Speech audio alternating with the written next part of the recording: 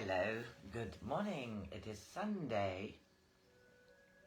Actually, it's just after lunch. It's the 18th of June 2023, and I'm reading out of Life as Carola. She is the illegitimate daughter of Lord Griffin, and she is one of Joan Grant's far memory books. She was Carola, I meant to say, in that life, and we just had a chapter entitled Banishment, because she lives with her mother in the castle, and they had to leave. Olivia, the embroidress. For many days we travelled, sometimes in ox carts, sometimes walking behind a mule train, when a friendly drower tied our trunk on one of his pack animals. I knew that soon we should have no money, for already our last gold piece had been broken into bronze. I tried to persuade mother to stay in some town where she could earn our lodging by doing embroidery, and I told her that I should go from house to house until I found friendly women who would pay well for her work. But when I tried to make her talk of what we should do in the future, she wouldn't listen to me. She used to ask me over and over again, "Don't you remember, Carola, how he told us we should never be lonely anymore? Why did he play this jest upon us?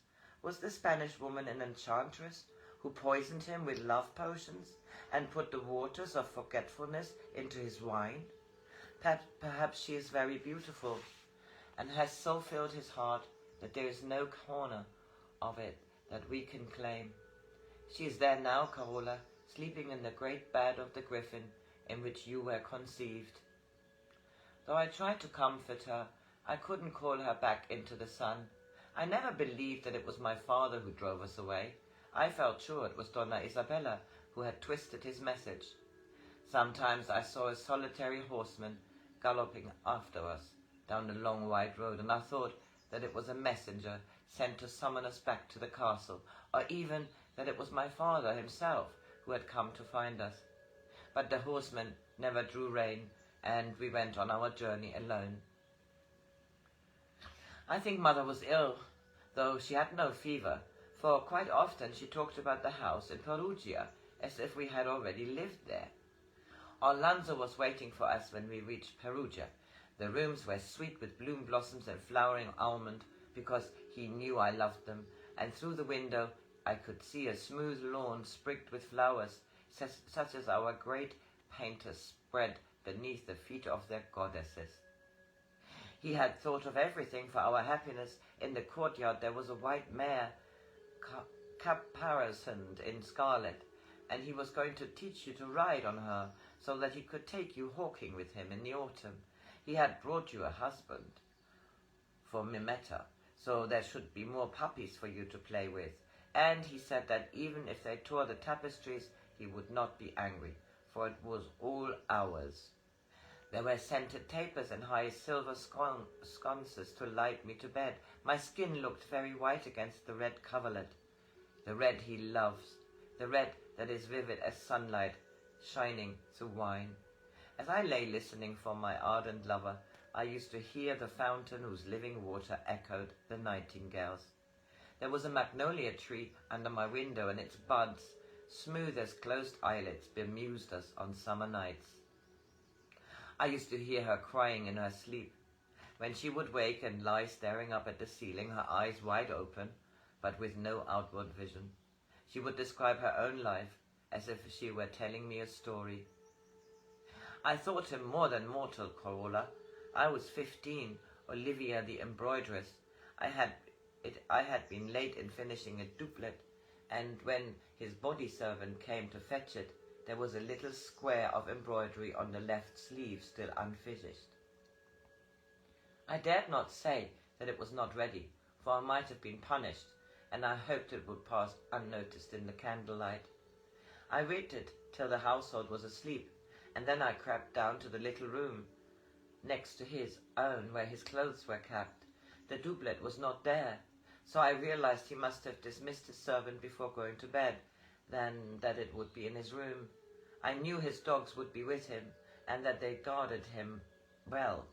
But they both knew me, for I had helped the groom to look after them when Herta the bitch had been ripped in the shoulder by a boar's tusk. The door opened quietly. The dogs were lying by the fire. Herta woke up and began to growl, but when she recognized me, she stretched out and went to sleep again. The flames were licking up from the logs, and the room was warm with their light. The doublet was lying on the floor under the center window, and I had to go round the bed to reach it. Orlando was breathing smoothly as though he were in a deep sleep. I had never seen him so close before. To me, he had always been the young griffin, riding out with his falcons or jousting in the tilt yard, a legendary figure of power and splendor, like the knights that my stitches had made to live on tapestries. He looked very young, though already his beard was trimmed into a point. His skin was pale, and had the sheen of polished olive wood. I picked up the doublet, and I had nearly reached the door when I felt myself checked. At first, I thought my dress had caught on the carving of the bed, and then I knew it was his hand that held me back. Then my mother's voice would change, and she would smile.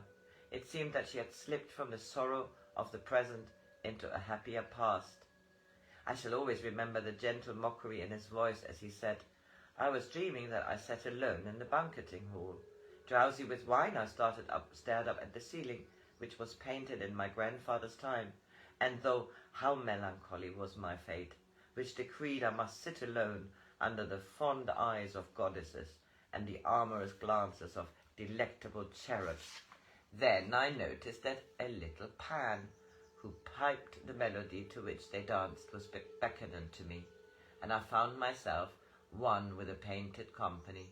The breasts of the goddesses were warm under my hands, and I found that under their smiling mouths their teeth were eager.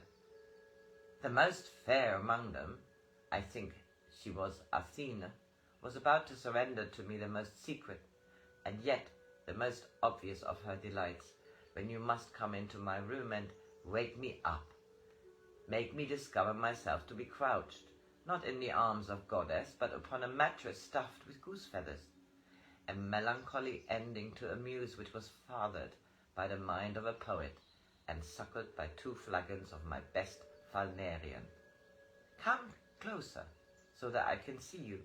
Perhaps the goddesses have pitied me, for it seems that for sweet fancies they have sent me sweet flesh. Such modesty would be overplayed if you were a marchesa. Are you a marchesa? Or the shepherdess that comforted Endymion when the moon goddess left him desolate? Be tender to me and let me quench my thirst upon your mouth. Take off your shirt and let me see the moon unveiled by clouds. Forget who we are. Forget to be afraid. Forget that I am a lord in this dismal house. Join in my dream and let us forget the dawn.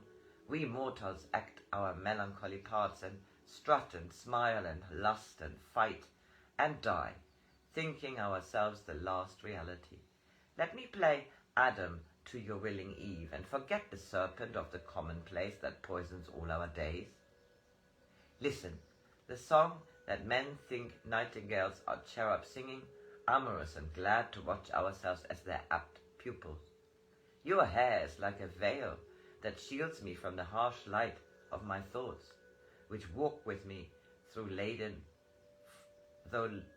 laden-footed years. Your thighs are lilies and your breasts are doves. I am the wine and you are the crystal cup, and so together we shall drink to love.